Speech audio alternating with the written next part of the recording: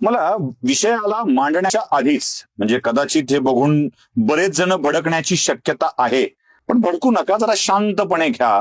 मला 2 विषय तुमच्या समोर मांडायचे आहेत. एक, राजकीय विश्लेषक भाऊ तोरसेकर यांनी एक विधान केलं होतं की मराठा आरक्षणाचा प्रश्न अवघ्या 7 दिवसामध्ये सुटू शकतो.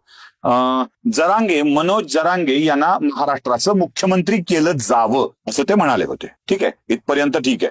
त्यावेळेला अनेकांनी भाऊ जरांगेंचा राजकीय प्रवेश करतायत वगैरे वगैरे असलं काहीतरी बोलले होते. ठीक आहे, तर आता जरांगेंना राजकारणात यायचंय की नाही हा भाग वेगळा, पण त्याच्यानंतर एक भाष्य आलंय काल परवा, म्हणजे तुमच्या सगळ्या ज्यांना माझ्यावर चिडायचे, ज्यांना माझ्यावर चिडायचंय त्यांच्या सगळ्या म्हणजे शरद पवार राष्ट्रवादी काँग्रेस गटाच्या लोकांना ज्यांना माझा राग येतो त्यांच्यासाठी रोहित पवारांचं एक वक्तव्य आहे, ते मी ऐकवतो, ते ऐका. की आजचं महाराष्ट्राची परिस्थिती बघता एक असे काही लोक जे आज सामाजिक क्षेत्रामध्ये काही लोकांसाठी लढत आहेत ते कदाचित जानेवारीमध्ये राजकारणामध्ये येतील का काय असं सुद्धा आम्हाला वाटतंय, आणि तेव्हा काय होईल ते त्यावेळेसच आपल्याला बघावं लागेल. ऐकलं, रोहित पवार म्हणतात आज जे आरक्षणाच्या लढाईत आहेत ते राजकारणात येऊ शकतात आणि आल्यावरचं चित्र वेगळं असेल. अगदी करेक्ट. मी रोहित पवारांच्या या वाक्याशी 100% सहमत आहे आणि म्हणूनच या व्हिडिओच्या टायटलमध्ये दावा केला आहे, जरांगे महाराष्ट्राच्या मुख्यमंत्रीपदी विराजमान होऊ शकतात. होय, जरांगे महाराष्ट्राच्या मुख्यमंत्रीपदी विराजमान होऊ शकतात. त्याचं कारण आहे मित्र, त्याचं कारण आहे. आणि का नको व्हायला, म्हणजे माझा प्रश्न तोच आहे, का नको व्हायला? या परंपरागत मराठा राजकारण करणाऱ्या मंडळींच्या सातत्यानं त्यांच्या संस्था, त्यांचंच सगळं, तेच आमदार, तेच खासदार, मग मोठा मुलगा भैयासाहेब, छोटा मुलगा दादासाहेब, पिल्लू साहेब, टिल्लू साहेब, गल्लू साहेब, ह्या सगळ्यांच्या म्हणजे विलासराव झाले, विलासरावांच्या नंतर अमित झाले, अमितच्या नंतर एक कमी पडला म्हणून धीरज देशमुखांना आणलं, आता पुन्हा त्यांची लेकरं अबीर आव्हाड, भाऊ दिलीपराव देशमुख, काय काय कोण राजकारणात येईल सांगता येत नाही. शंकरराव चव्हाण महाराष्ट्राचे मुख्यमंत्री झाले, मग अशोक चव्हाण महाराष्ट्राचे मुख्यमंत्री झाले, ते झाल्यावर आता त्यांच्या मधल्या काळात त्यांच्या पत्नी आमदार झाल्या. तेवढं नाही भागलं म्हणून की काय अशोक चव्हाण मुलीच्या राजकारणाच्या प्रवेशाची तयारी करतायत असंही आम्ही ऐकलं. म्हणजे तिकडे बाळासाहेब थोरात महाराष्ट्राचे मंत्री होतात, त्यांचा भाचा आमदार होतो, आपल्या पक्षात नाही जमलं तर दुसऱ्या पक्षात जाऊन होतो. इकडे भाजपचे विखे मंत्री होतात, पोरग खासदार होतं, विखेंची पत्नी जिल्हा परिषदची अध्यक्ष होते. काय काय मजा चालली आहे, सगळी मजा. इकडे भाजपचे रावसाहेब दानवे खासदार होतात, मंत्री होतात, त्यांचा मुलगा आमदार होतो, मंत्रिपदाच्या शर्यतीत येतो. काय मजा आहे ना, सगळी मजा आहे, सगळी मजा आहे. ट्रॅडिशनली 50-50 घराण्यांच्या मध्ये ही सत्ता एकवटली आहे, तर मग आता मराठा समाजाच्या मुलांना या मराठा घराण्यांच्याकडे सत्ता देऊन आपला काहीच फायदा होत नाही असं वाटतं. शरद पवार, सुप्रिया पवार, अजित पवार, रोहित पवार, हे पवार, ते पवार, कोणतेही पवार, पडणारे पवार, जिंकणारे पवार, हरणारे पवार, धंद्यात पवार, इंडस्ट्रीत पवार, दुधात पवार, साखरेत पवार, आरक्षणात मात्र पवार नसतात. मग मराठा समाजाला हे वाटणं स्वाभाविक आहे की नाही, आमचं कोणीतरी झालं पाहिजे म्हणून ते वाटणार असेल तर त्याला परिस्थिती आता प्रचंड अनुकूल आहे, हे लक्षात घ्या. जरा मी महाराष्ट्राच्या राजकारणाचं गणित तुमच्या समोर ठेवतोय. भारतीय जनता पक्ष हा आजच्या घडीचा सर्वात मोठा पक्ष, ज्याच्या हातात 106 आमदार आहेत आणि सत्तेच्या सगळ्या चाव्या आता भाजपकडे आहेत. या पक्षाला विधानसभा निवडणुकीमध्ये एकूण मिळालेल्या मतांची संख्या किती आहे ती लक्षात घ्या. त्याच्या आधी नको, जरा थांबतो, एकदम क्लायमॅक्सवर नको यायला. त्याच्या आधी महाराष्ट्रातला 2019चा एकूण मतदार किती ते बघू आपण. जरा बघून घ्या.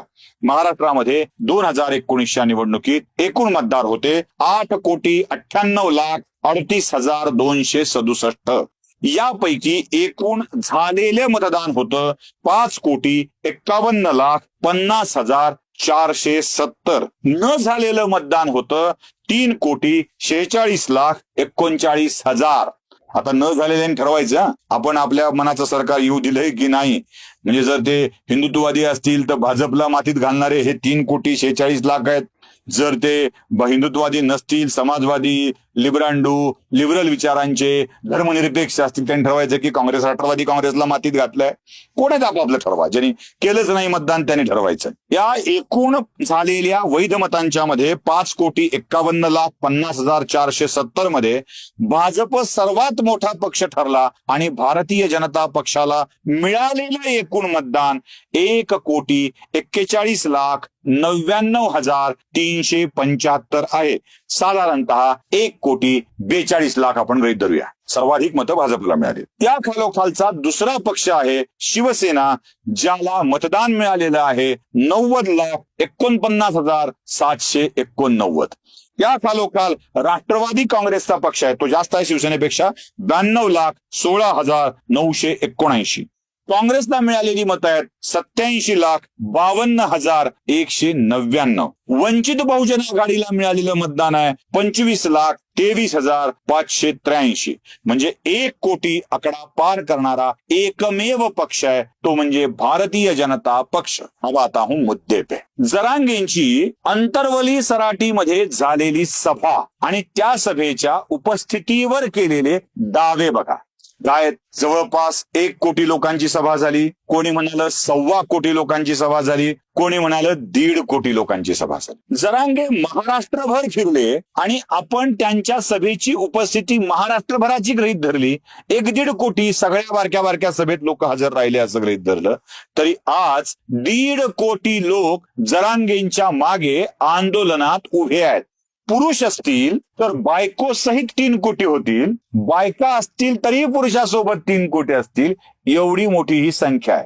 सर्वात मोठा पक्ष बनलेल्या भारतीय जनता पक्षाच्या दुप्पट मते घेण्याची क्षमता जरांगे नावाच्या एकट्या नेतृत्वामध्ये आहे, हे लक्षात घेतलं पाहिजे.